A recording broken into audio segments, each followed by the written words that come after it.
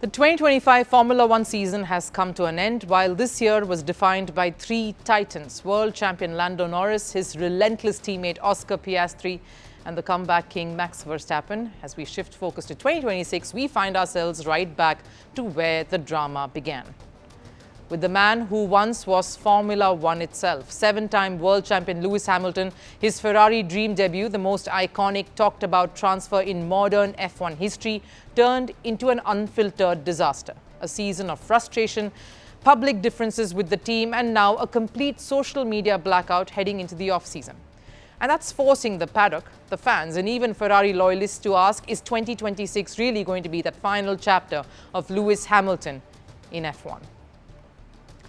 The last time Hamilton lifted a world championship trophy was back in 2020. Since then, it has all been the Verstappen era. The finish in 2021, unshakable dominance till 2024, and a near miss this year. And yet, Hamilton's name became a talking point every single season, because when you have a generational driver of his caliber, the spotlight follows you, even into the darkest corners, especially when you switch to Ferrari. The move every fan dreamed of, the move that shook global motorsport.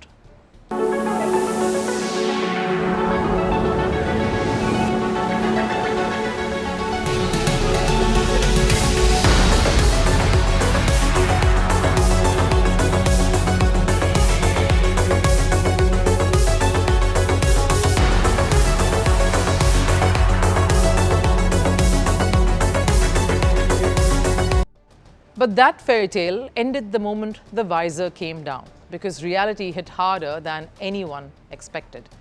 Not a single podium for the first time in his 19-year-long F1 career. This wasn't just a slump, this was a warning sign that Ferrari's dream project was faltering in real time. And now Hamilton has decided to unplug completely. No one will be able to get in touch with me this winter. I won't have my phone with me. Completely unplugged from the matrix. I've generally always had it around, but this time it's going in the freaking bin. When a driver such as Hamilton, the most resilient, mentally strong athlete we've seen in F1, says something like that, you know the season struck him hard. 2025 wasn't just tough professionally, he also had to come to terms with a personal loss.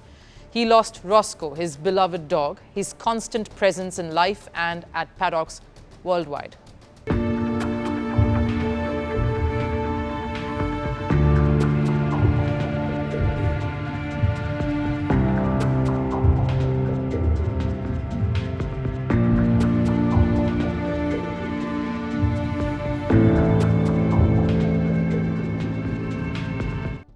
But is grief really the only reason? Because in F1, you are never truly switched off, especially not when you're Lewis Hamilton, and especially not when you're driving for Ferrari. A winter detox this extreme hints at something else: tensions brewing inside the Ferrari garage. Let's be honest, Hamilton didn't switch to Ferrari for nostalgia. He came there to win. But even Charles Leclerc, the golden boy of the team, not winning shows the problem wasn't just Hamilton. This is the same Leclerc who finished P3 just a year earlier, just 18 points shy of Lando Norris, but this time just a position above Hamilton with 0 races won and 7 podiums.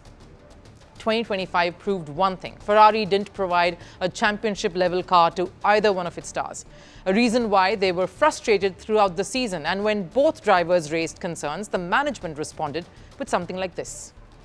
It is important that our drivers focus on their driving and talk less. Telling Hamilton and Leclerc to shut up and race. That's a crack right down the middle of a relationship that was supposed to be legendary. Despite denials, despite PR smiles, the fracture is visible. Sure, Hamilton will be back in 2026. He'll fulfill his contract, he'll fight, because that is who he is. But the real question is this, the one everyone is whispering around the grids: will things change? Or will 2026 be the year Hamilton walks away from Formula One? Because legends don't fade quietly. They make one final statement, or they choose to bow out before the world sees them broken.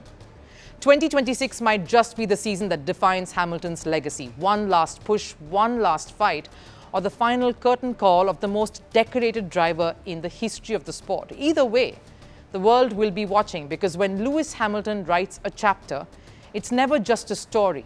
It's a moment in sporting history, even if it's without a podium finish.